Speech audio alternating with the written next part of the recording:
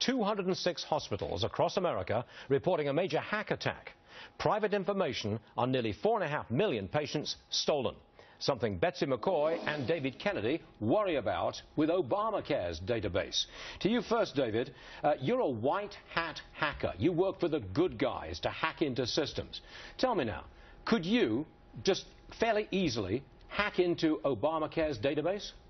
Well, you never know. I mean, if you look at what we call EPHI, or patient healthcare information, it's definitely vulnerable, and basically the hospital and the medical industry is not actually handle a lot of these different attacks. And what we saw with CHS was that they were breached by hackers, stole 4.5 million records. The exact same thing could definitely happen on the other front. But could you do it? I mean, if you really got down to it, could you do it?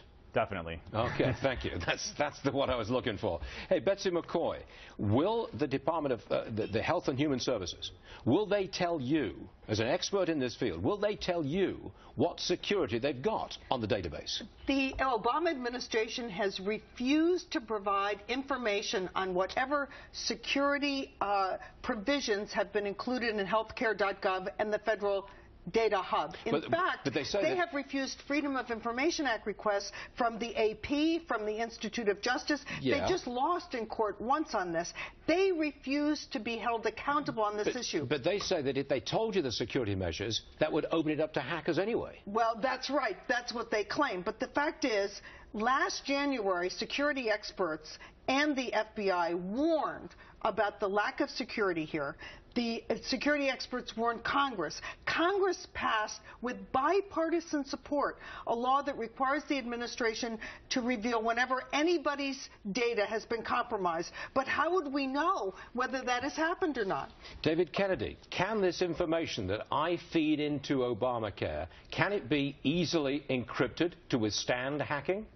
Well, it can, absolutely. There's known practices. In fact, I was the security expert last year in front of Congress testifying. What we found is that, you know, they weren't doing a lot of basic security principles. And there's things out there that you can do to actually protect that information. In fact, for CHS, something that hasn't been publicly announced yet and how they actually got hacked, but you remember that big Heartbleed bug that happened? Yep. Well, CHS actually got hacked by Heartbleed, which hasn't been made publicly yet as of right now. So the hackers actually broke in through Heartbleed through what's called a Juniper firewall and got access to those credentials. There's things that we can do to protect that information. All right. Unfortunately, it doesn't seem how like much would it cost, David? How much would it cost to harden up the whole system? Well, that's the thing. You know, you can either build security at the very early stages of protecting that information, so putting encryption in ahead of time. But we know that wasn't done with healthcare.gov. And then you can actually build it afterwards, which is significantly more expensive because you actually have to recode everything. So they've already spent an estimated $400 million to $1 billion on healthcare.gov. It's going to take a lot to actually recode those applications and fix it.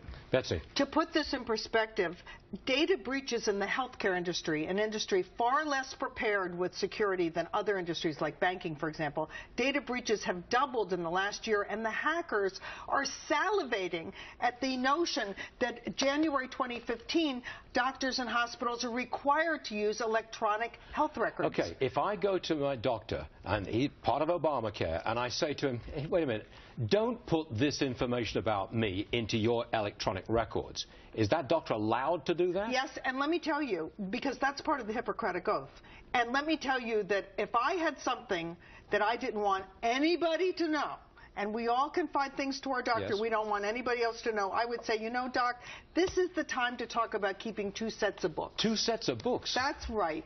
Okay. Time's up, everybody. Mr. Kennedy, thanks, Stuart. Betsy, thank you very much, one and all. We appreciate you being here. Thanks for having me on.